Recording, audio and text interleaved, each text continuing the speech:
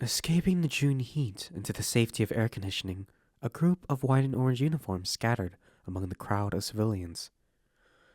The shortest stumbled over the dividing line marking his exit from the outside world. It didn't bring him down much, because like the rest of his fellow Star Rangers, soon he'd be taking the trip of a lifetime. Soon he'd be going to space. Now, if only he knew where to go. He spotted another Star Ranger, and from the looks of his badge, this guy was higher ranked, a corporal.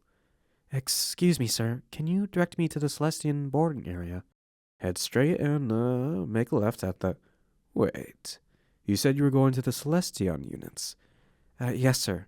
The younger one gave a nod. "It's my first deployment, actually. I can't wait to take off for space." "You got assigned to that project on your first deployment?" The corporal studied him up and down. "Well, aren't you a lucky boy? No wonder you look like you're going to explode with excitement." "I might." Whether he laughed at his own joke or from sheer excitement, even he couldn't tell. The older man laughed with him. "Since you're on such a special ship, I think they're to the corporal snapped his fingers. "The right of the escalators. Yeah." The rookie gave a hearty salute, which the corporal returned. "Thank you, sir. I'll be on my way." He walked a little bit before turning back. "Take care." "Go get him, Tiger." "I will." Stubby legs carried him into the crowd as fast as they could, while the corporal's snickering faded into the background. So this was the spaceport. Bustling, spacious, sprawling. It was everything he'd hoped it would be, and more. He saw himself in the reflection of the floor, grinning with wonder.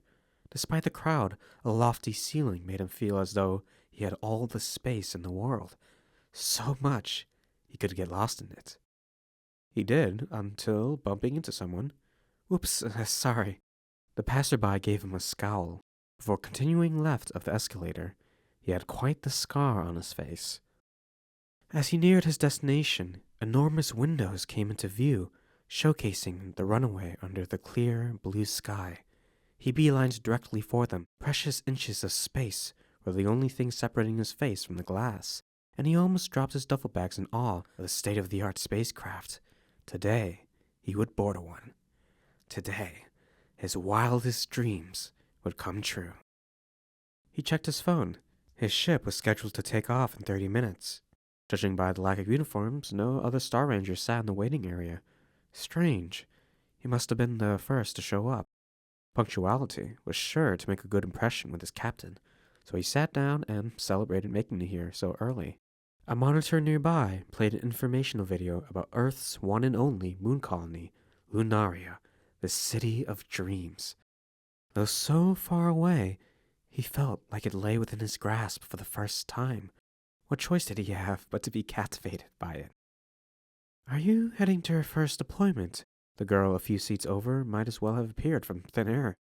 "Huh? How'd you know?" He shook his head out of a daze. Only now did he realize his mouth had been hanging open for who knew how long.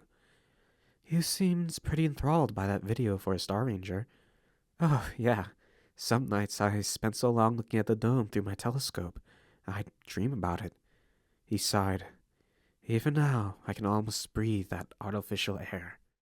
"I've heard it's cool. My aunt's paying my way. I bet you're glad you don't have to pay those ticket prices either, huh?" She had a pretty laugh. "Gosh, I thought I'd have to spend my entire life savings just for a visit. Thank goodness for the IF." "You know," she tilted her head, "I've always wondered, why is it called interstellar forces when we haven't gone past Mars yet? We're supposed to dream big now and grow into it later. It worked for me, so." He ended with a shrug. "And who knows?" He knew. "We might be going past Mars soon." "That's cute. Sorry about the budget cuts, though. No more weapons, I get it, but you guys don't even have your own ships anymore. They're just deploying you with us civilians." "My ship's kind of a special case." Out of curiosity, he decided to check his phone. "But I guess it wouldn't hurt to check." His eyes widened in horror at what time displayed. It was 25 minutes past when he should have boarded. "Is something wrong?" asked the girl. "Sorry, I gotta go." He gathered his bags and hurried over to the receptionist. "Excuse me, this is the boarding area for the Celestian ships, right?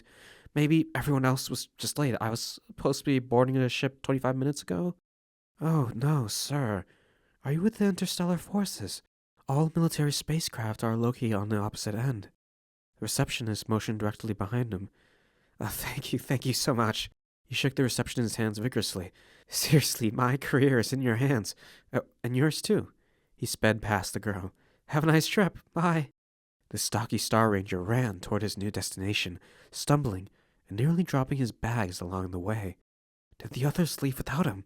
He sure hoped not. No matter how much he loved the spaceport, he'd rather not be stuck waiting there while his crew had a blast in space. Time was of the essence. He had no room for distractions, not even, ooh, a replica of the spaceport? His little brother would have loved to see something like that. It would only take a second to text him a picture. No, now wasn't the time for that. He had a mission, and nothing could get in his way. He passed by souvenir shops with cool t-shirts that he'd love to get his hands on. Now wasn't the time for that. The fresh smell of cheesy pizza reminded him that he hadn't eaten since the early morning. Now wasn't the time for that either. Somebody called to name Leonardo Summers in the background. Now wasn't the time for... Wait, that was his name. He turned toward the call. It came from another Star Ranger with a bleached blonde afro. A rush of relief washed over him, and he rushed over to the guy calling his name, almost dropping his bags in the process. Wait, that's me. He panted. I'm Leonardo Summers. The other guy looked this way, smiling. There you are. I've been looking all over the place for you. Ah, gosh, I'm so sorry. He stopped to catch his breath. Usually he had much more stamina, but all the running around while carrying the luggage made his limbs feel like lead and his chest feel like it was on fire. That didn't stop him from trying to give an explanation. I had been waiting in the completely wrong area. I thought it was the right area, but I thought it was strange because no other Star Rangers were there, but I stayed anyway because Lunaria and a cute girl. Then I checked my watch and it was like, shoot, I'm late, and... The other guy chuckled. It's okay, man. Catch your breath. Seems like we both had a busy day. You can say that again, the rookie replied, his voice now raspy. Are you with Celestian 5? Yeah, the name's Emo. I'll be your lieutenant captain. Lieutenant captain? The rookie had been expecting someone in their mid-20s or early 30s to hold that position. This Emo looked around the same age as him, a recent high school graduate. He looked amazing, too. Emo stood a couple inches taller, around average height. His bright amber eyes glistened with warmth and good nature. His skin was a deep olive tone that went well with his hair. He had a smile emanating with charisma. To the rookie, Emo looked more at home on a silver screen than in the interstellar forces. Is this guy even real? Ranger Summers, reporting for duty, sir. He dropped one of his bags so he could properly salute. Might as well try to make a good impression after being so late. Pleasure to meet you, too. Emo returned the gesture. Want me to help you with your bags? You looked like you were struggling. Ah, thank you. He handed his lieutenant the bag still in his hand. Here, this one's lighter. Thanks. Email took it in one hand and offered a handshake with the other. His grip was crushing, but the rookie tried not to show pain. Shall we be off? The others are waiting for us.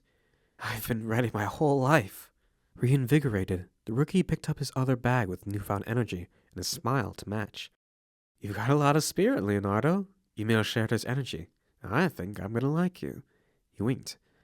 I think I'm gonna like you too. And please, you can just call me Leon.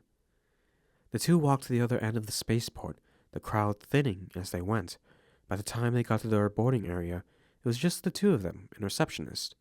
Email slapped his forehead. Oh, man, did they leave without us? They left already? Leon felt his heart begin to break. To think that after all this preparation, it took one wrong turn to crush his dreams. That must have shown on his face. Whoa, hey now, don't look so down. I didn't mean that they took off, see? Email pointed toward the window. Our ship's right outside waiting for us. Sure enough, one ship remained on the runway. Leon rushed to the window to get a better look.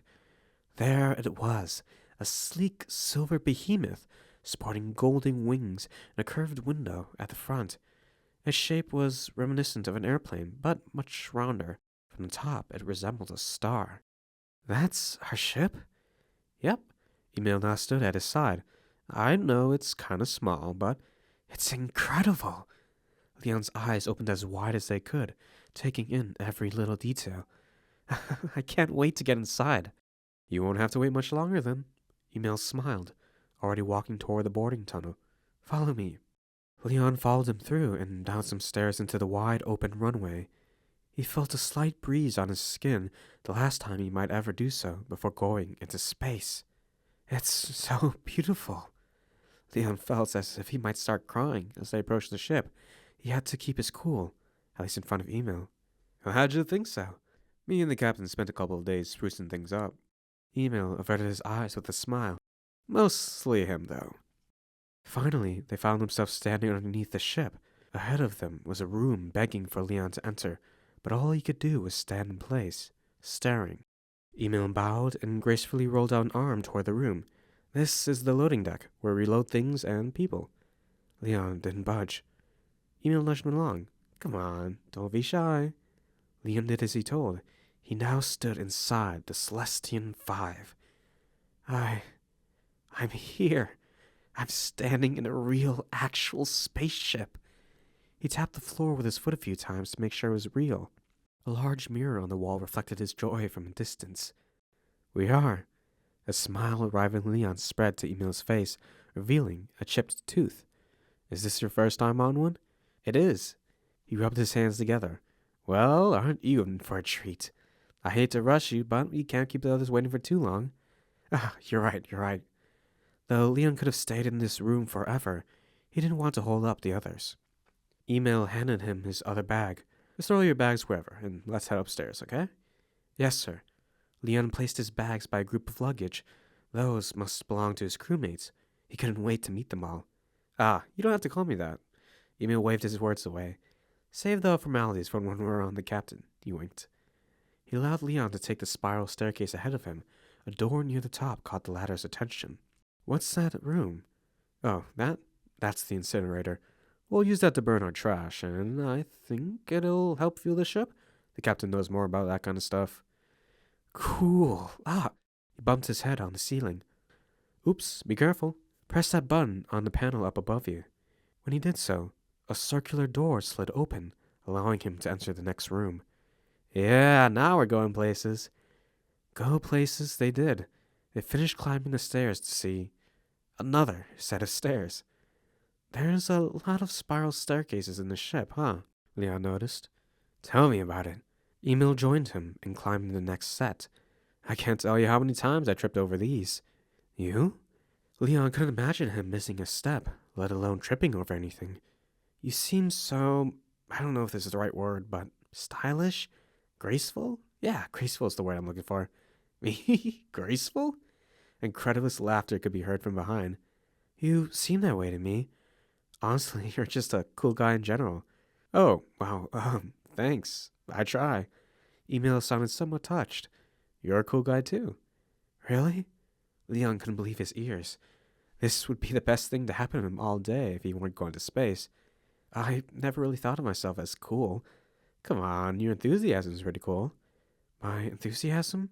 He asked, enthusiastically. Yeah, like that.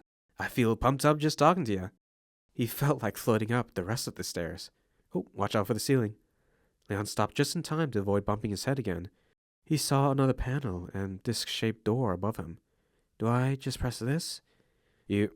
Actually, knock first. Someone might be standing above you, and I don't exactly remember if these have motion sensors. Good call. Don't want anyone tumbling down on us. Leon knocked on the disc. We're coming through, Emil shouted to the ceiling, then addressed Leon. You can open it now.